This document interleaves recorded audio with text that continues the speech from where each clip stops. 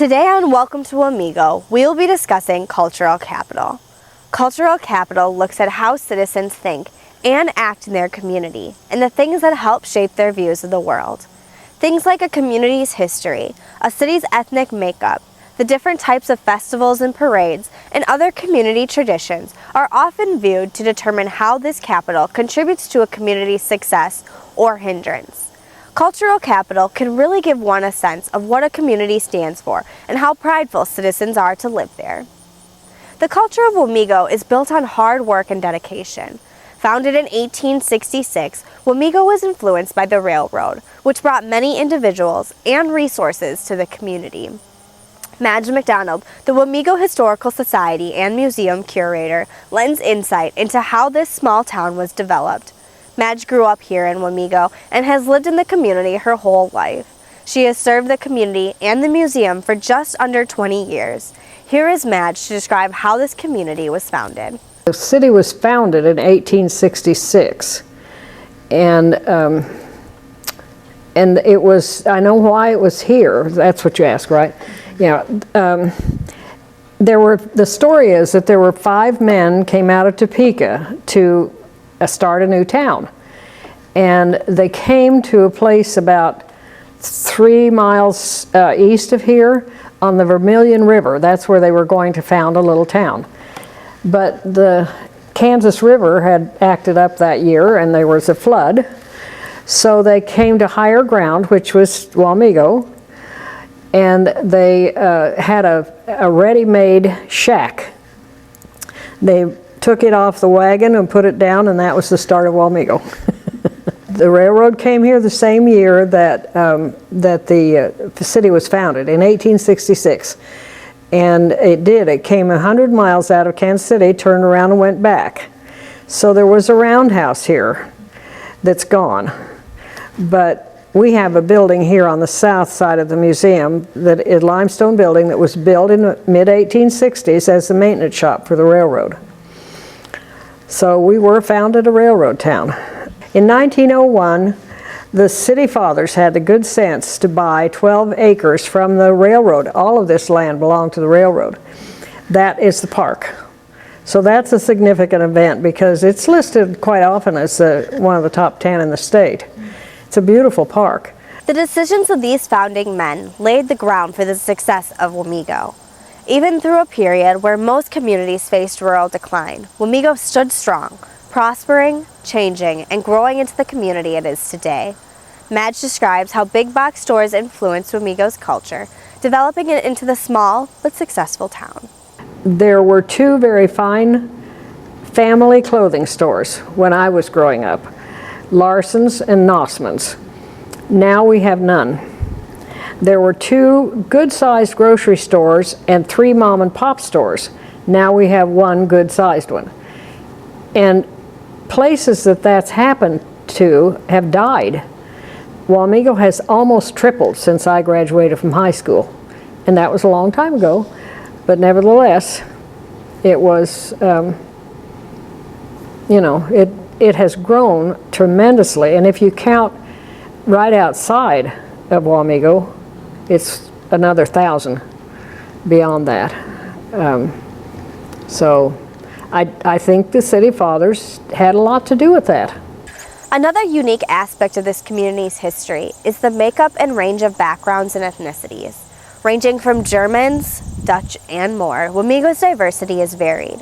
Due to the variety of individuals, Madge mentions that the community has faced little ethnic disparity, and even mentions a group of individuals who helped assist African American slaves in the Underground Railroad many years ago.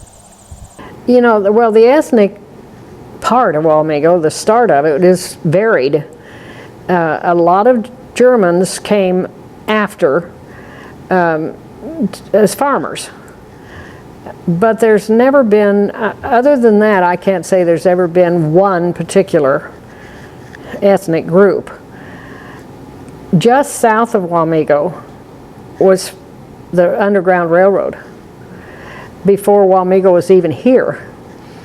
And that was a big thing, because this group came out of New Haven, Connecticut to found a little town and start the Underground Railroad. They were abolitionists, and we were still a territory.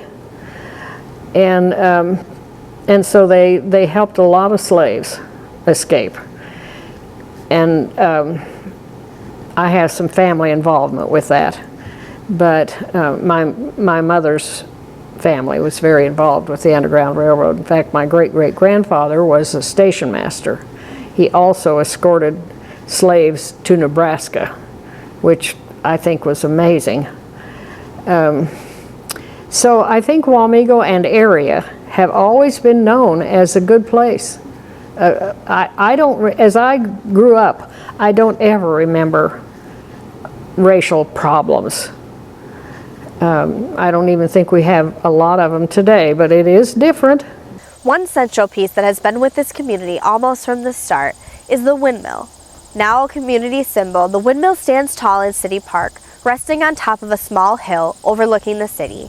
Madge describes this focal piece's history and why it means so much to this community. In 1912, they dug out the lake, which is in the shape of a whale.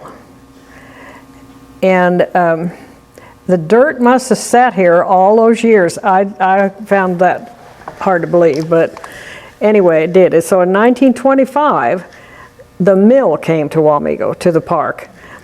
It was about 7 miles north of here, and it was taken down stone by stone and marked and put back up on the mound from the dirt that came from the digging out the lake. The windmill was built by a Dutchman, and it was out here north of town, about 7 miles. A few years ago, we had our annual meeting at the Buffalo Ranch north of town. And we took a tour. We had a potluck meal in the barn, and then we took a tour of the buffalo. We got to feed them. And at one point, the owner got out of the truck, or out of the wagon, and walked over to a little mound, and he went like this. This is where the mill was. And so in 1925, they marked the stones, brought them, took them down, brought them in here. It took 25 horses or 25 wagons with horses to bring it in here, put it back up stone by stone, because it was marked on the mound. I guess I had to say that. They dug out the lake in 1912, and in 1925 they brought the mill back in here and put it up on the dirt, the mound that came out of the lake. And it is on the National Register of Historic Sites. It's Wamego's icon. Growing up in Wamego her whole life, Madge was asked to explain how she would describe Wamego's culture and how the community's history has helped shape the town. Here is Madge to describe the community.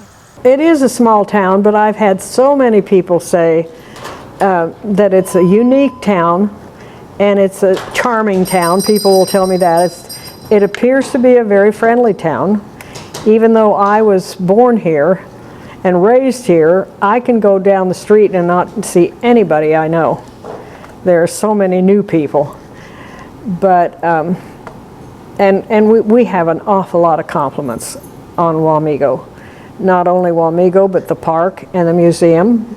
And just a lot of people are moving here when they retire, which is a little bit strange because prices here are way higher than they are other places. From the park to the windmill and the friendliness of the community, Wamego has a unique history. All of these factors have played a part in shaping the community and the viewpoints of the citizens who live here. The people are proud of where they have come from and the culture that has stemmed from their past. Thanks again for joining us on Welcome to Wamego, and we will see you next time.